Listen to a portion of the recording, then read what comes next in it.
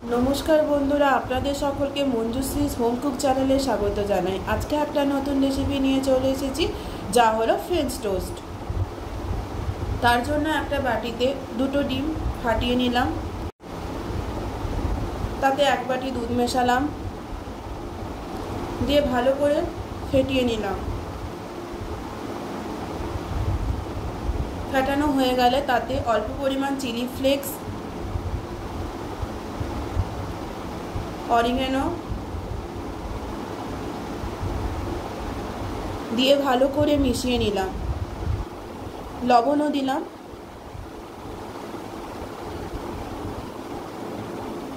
এর জন্য আমি ব্রাউন ব্রেড ব্যবহার করছি।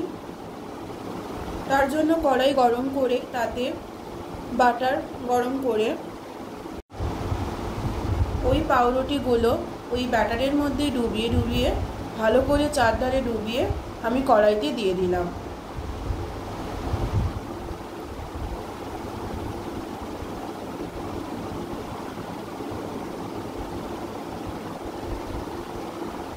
এরপর লাল লাল করে ভাজতে হবে। এক পাশ লাল লাল ভাজা হয়ে আসলে উল্টে দিতে হবে অপর পাশটা।